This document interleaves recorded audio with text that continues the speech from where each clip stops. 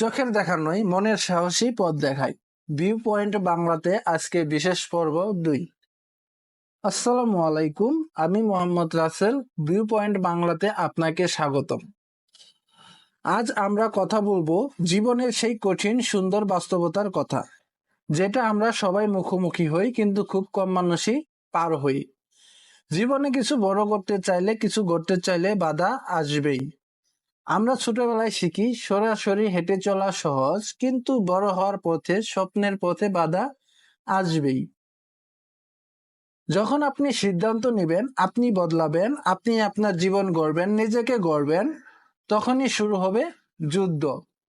এখানে আমাদের খেলা শুরু হয়, যেখানে সবাই হেরে যায়।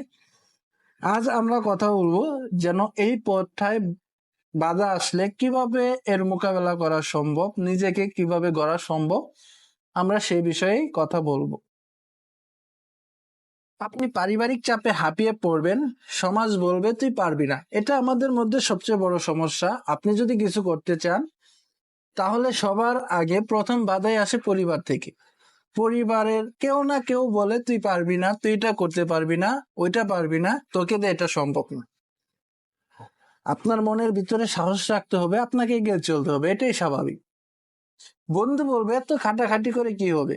সব বন্ধুই একরকম হয় না। কিছু কিছু বন্ধু আছে, আপনি কিছু করতে চাইলে আপনাকে নিয়ে ঠাট্টা তামাশা করবেই, বলবে শুধু শুধু ফাও এরকম করিস কেন, কোনো লাভ হবে না, ইত্যাদি। কখনো টাকার অভাব, কখনো মনের ভাগ্য।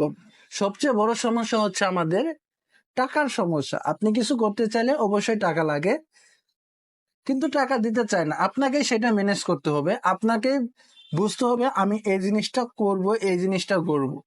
তো আপনার এর জন্য আপনাকে অনেক মনোবল এবং অনেক সাহসী হতে হবে। কখনো মনে হবে থেমে যাই, এটাই হলো বড় সমস্যা। কখনো মনের ভিতরে আনা যাবে না যে আমি হেরে যাব, সব ছেড়ে দেই। কখনো কিন্তু এই জায়গায় দাঁড়িয়ে থাকা, এখানেই সাহস, এখানেই বিজয় শুরু।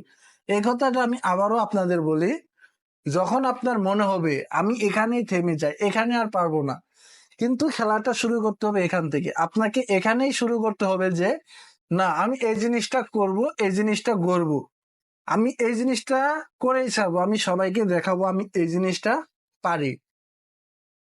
তো আমি এরকম কিছু যুদ্ধের কথা বা এরকম কিছু জীবনের কথা আপনাদের সাথে শেয়ার করব। তার মধ্যে প্রথমে বলে নিতে চাই আলবার্ট আইনস্টাইন। অবশ্যই এই গল্পটা আপনারা অনেকেই শুনেছেন এবং অনেকেই জানেন। এখন ছোট ছোট বাচ্চারাও এই বিষয়ে জানে। আলবার্ট আইনস্টাইন, ছোটবেলায় তাকে সবাই বলতো বোকা। কেন বলতো? সে 4 বছর বয়স পর্যন্ত কথা বলতে পারেনি। শিক্ষকরা বলতো এই ছেলে কোনোদিন কিছুই করতে পারবে না। গণিতে দুর্বল মনে করা হতো, সে এক ধরনের মানসিক সমস্যায় ভুগছে। কিন্তু 1995 সালে 16 বছর বয়সে সে প্রথমবার ভর্তি পরীক্ষা দেয় সুইজারল্যান্ডের একটি নামকরা পলিটেকনিক স্কুলে। সে ফেল করে, মানে প্রথম যুদ্ধে সে ব্যর্থ। চাকরির জন্য বহু দরজায় ঘুরেছে, অবশেষে পেয়েছিল একটা ছোট্ট সরকারি চাকরি, যেখানে সে চিঠিপত্র টাইপ করত। সেখানেই বসে বসে সময় পেলে কাগজে লিখে ফেলেছিল আপেক্ষিকতার তথ্য, অর্থাৎ থিওরি অফ রিলেটিভিটি। এখানেই তার জীবনটা নতুন মোড় নেয়, যা বদলে দেয় গোটা বিজ্ঞানের ভিত্তি। আর সেই বোকা ছেলেটাকেই আমরা বলি বিশ্বের সেরা বিজ্ঞানী, কারণ সে থামেনি, লজ্জা পায়নি, হাল ছাড়েনি। তাহলে কি বুঝলেন? যে কখনো বাধা আসলে সেই বাধাতে থেমে যাওয়া উচিত নয়। আপনাকে, আমাকে, এটা শুধু আপনার জন্য এমন না, আমাকেও যুদ্ধ করে যেতে হবে। আমি যদি থেমে যাই আমি হেরে যাব। আরেকজনের কথা বলি, অন্য কোনো দেশে না, সেটা হচ্ছে আমাদের বাংলাদেশের। বাংলাদেশের একটা মেয়েকে নিয়ে এই গল্পটা। সেটা হচ্ছে তামিমা ইউসুফ। অবশ্যই অনেকের নাম শুনেছেন। আগুনের ভিতরে যিনি স্বপ্ন খুঁজেছেন, কি খুব চমৎকার লাগে না? আগুনের ভিতরে সে স্বপ্ন খুঁজেছে, যেখানে এই কাজগুলো একটু ছেলে করে থাকে। বাংলাদেশের প্রথম নারী ফায়ার ফাইটার। সমাজের চোখে তিনি ছিলেন একজন অসম্ভব। মানুষ বলেছিল মেয়ে হয়ে আগুন নিভাবে। তাহলে বুঝেন, মানুষ হচ্ছে মানুষ বলতে আপনার আশেপাশের মানুষ হচ্ছে আপনাকে থামানোর জন্য নানা ধরনের বিভ্রান্ত সৃষ্টি করবে। এটা ছেলেদের কাজ। কিন্তু তামিমা কখনো সেই কাজগুলোকে নিজের পথে বাধা মনে করেনি। তিনি চট্টগ্রাম বিশ্ববিদ্যালয়ের পড়ার সময় ফায়ার সার্ভিসের আবেদন করেন।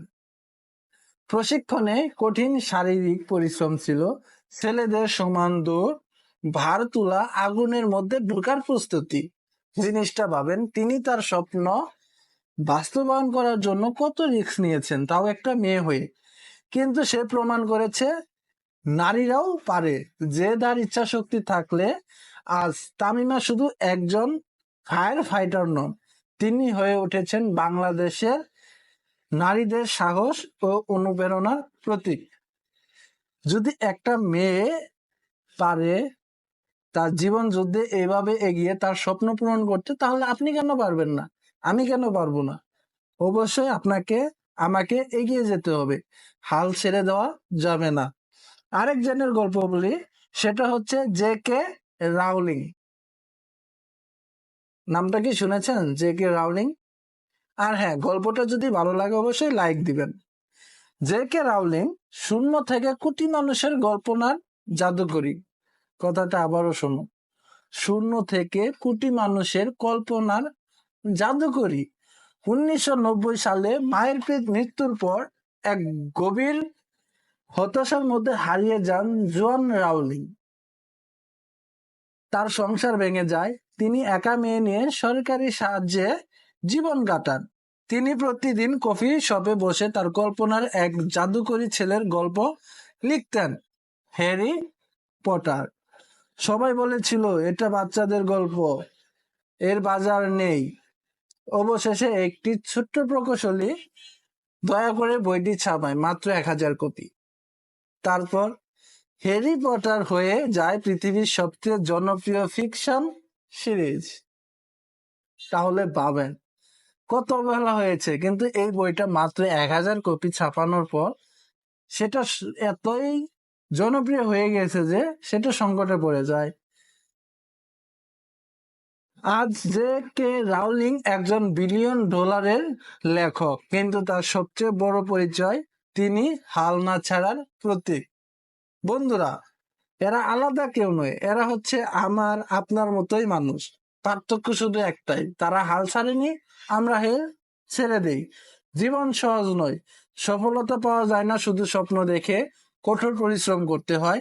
এটা পাওয়া যায় যুদ্ধ করে, কাঁদতে কাঁদতে দাঁড়িয়ে থেকে, আর দিনের পর দিন বিশ্বাস রেখে। মনে রেখো, আজ তুমি যদি লড়ো, কাল তুমি কারো অনুপ্রেরণা হবে। অবশ্যই আজকে তুমি কিছু করো, তোমার কথা, তোমার গল্প সবার মুখে মুখে থাকবে। তোমার সংগ্রাম হবে তোমার গল্প।